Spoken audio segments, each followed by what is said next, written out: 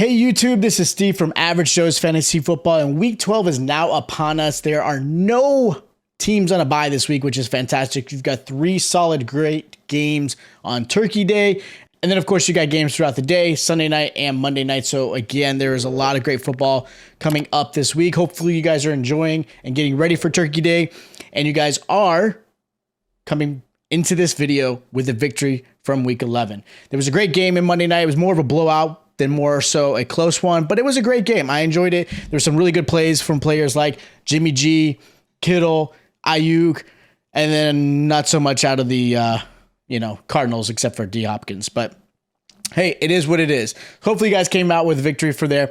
Now, this is your quarterback start and sit video. Week 12, we are ready to go. These are your obvious starts you should be playing. These quarterbacks should be in your lineup no matter the situation, whether it be matchup or, of course, they are just studs throughout their position. Now, one note I want to talk about is Justin Fields. Now, his matchup isn't fantastic, but I'm still riding him as a good start. But he is injured. He's day-to-day at this point. Something to keep an eye on. So if you do have Fields and you don't have other options, hit us up in the comments. We'll be able to give you some suggestions of who you should be picking up or starting to help you guys out. Now, the first quarterback I have as a good start this week is going to be Geno Smith versus the Raiders. Raiders give up the third most points to the quarterback with 21.4 points. They're also allowing over 250 passing yards. Geno has been fantastic this season. He's been playing like an MVP type player, and I can see that same performance happening in this week as well. Coming off of a bye, I think helps him a lot, helps the receivers get healthier, the offensive line, everybody kind of get ready and really put, again, 2 weeks worth of game plan together to go against the Raiders. Now, Raiders are obviously playing to at least keep some hope and life into their team. They've struggled. They did finally get a victory this past weekend. But I like this matchup. I like this game for Geno Smith. I really like him performing as well as he's done all season. So I like him as a good start. Another good start, and it's going to be kind of odd to say, is Matt Ryan versus the Steelers. A lot of people probably aren't going to start him, and I understand. But if you are desperate at quarterback, need to play somebody, or if you're in a 12-man league, I like Matt Ryan this week. Steelers allow 20.8 points and 280 passing yards. They're also allowing 2 touchdowns per game. Ryan didn't perform as well as he did like with his surprise start a couple weeks ago.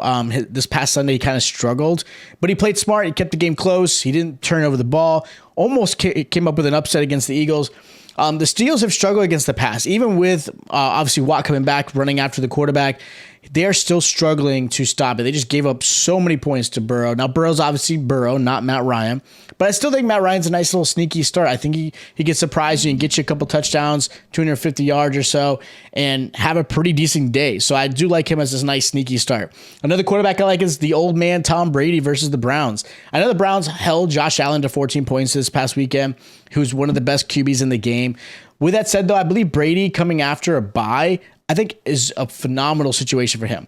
He's getting his receivers a little bit healthier. Evans and Godwin obviously been dealing with a lot of injuries. Fournette obviously had an injury. He should be healthier, even though I think Rachaad White gets the start. So there's a lot of good stuff. And then again, you're having 2 weeks to prep for a team that you're going against who have struggled. The team, like again, Browns had a good performance against Josh Allen, but they're not a great defensive overall. The team has slowly started to run a little bit more for the Bucks, but again, the Bucks are a pass-heavy first offense, so I expect 30 to 50 passes, somewhere within that range, I know it's a lot, to be on Brady's side, and I think really perform. Browns do allow 16.1 points and 227 passing yards. Plus, they're allowing a touchdown and a half per game, so there's definitely a 2-touchdown type of performance. I expect at least 300 yards and a couple touchdowns. That's what I think Brady can really do in this one. Now, the first quarterback I'm sitting this week is going to be Aaron Rodgers versus the Eagles. Eagles are the best at stopping the quarterback with only allowing 10.6 points and 200 passing yards. Also, they're getting an interception per game. They're getting the turnovers. Rodgers will have to play catch up most likely in this game. Rodgers is missing wide open receivers. He doesn't have quite the report, whether it be with Lazard, whether it be with Watson. It's just you could just see he's struggling. There's just something about, I don't know if it's just because he's not really trying. I don't think that's it. I just think there's something that's keeping him from having that same connection he had with, say, Devontae Adams or some of his receivers of the past. But with that said, this is a tough matchup. Eagles have a really good defense. They can get after the quarterback. They create turnovers. And again, if they get up maybe hot, maybe Aaron Rodgers might have a little bit better performance because he's going to have to play catch up. We'll see how close this game gets, but I'm not really starting him this week. Daniel Jones is another quarterback I'm not starting this week going against the Cowboys. Cowboys just crushed Kirk Cousins. I mean, just absolutely crushed him. And the D-line has done an amazing job going after the quarterback. I mean, that was one of the first things you saw in that game was Micah Parsons made a play, sacked, fumble, Cowboys got the ball, and it kind of went from there. Danny Dimes has had his best season so far in his career this season. I really, truly believe that. But he has struggled against Dallas, being held under 200 yards. He threw an interception last outing.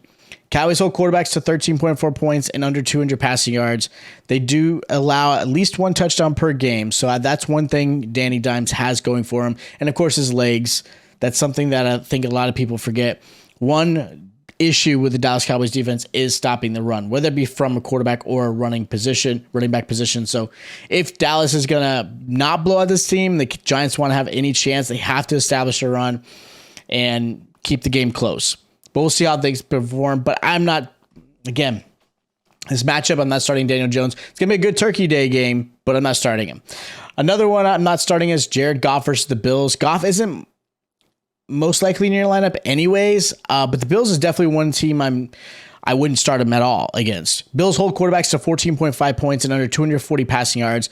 I will say this, though. The Bills have allowed over 300 passing yards and 4 touchdowns combined in the last 2 games. So they allowed Kirk Cousins to do well. They just allowed Jacoby Brissett to do well. Is there a chance that Goff could obviously do something similar? Sure. I just don't quite see that repeating in this game, though. It's the Turkey Day tends to bring some bad luck to Detroit, and Buffalo does a pretty good job in whenever they do play Thanksgiving. I just don't see it. Plus, realistically, Goff in the last 3 games has averaged only 10 fantasy points, so it's a big tough matchup for him, and it's a quick turnaround for everybody. But I just give the edge a little bit more to the Bills' defensive side. Now, my only sleeper I have this week, realistically, is going to be Derek Carr versus the Seahawks. Hawks allow 18.1 points the last few games, and a total of 4 touchdown passes as well. Jacobs should be the focus in this offense, running the ball, catching the ball.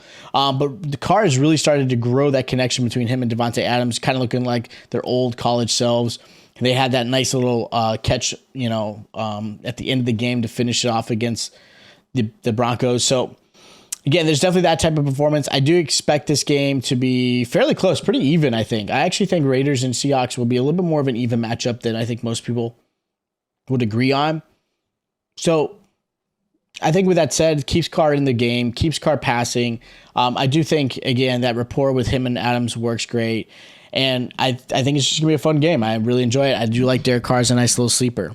So those are my start, sits, and sleepers for Week 12. I can't believe we're already saying that. We've got 3 more games left of the season. For most of you, if you scheduled it properly, and Week 15 will start the playoffs. So 3 games left. These are very crucial.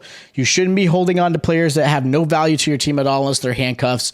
Buys, we do still have 2 more weeks of buys, so be considerate of that. You may have to obviously have some more depth there, but this is it. This is crunch time. So if you guys do have questions of who you should start and sit, hit us up in the comments down below. If you have questions about who you should pick up, make sure you check out our waiver wire video. If you guys are new to the channel, make sure you hit the subscribe button and that notification bell is on. And of course, if you enjoyed the content, make sure you hit the like button. It's greatly appreciated.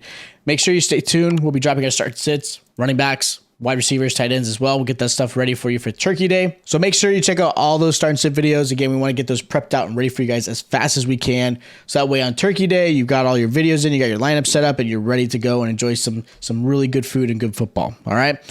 Subscribe, like, and I'll check you guys out next time.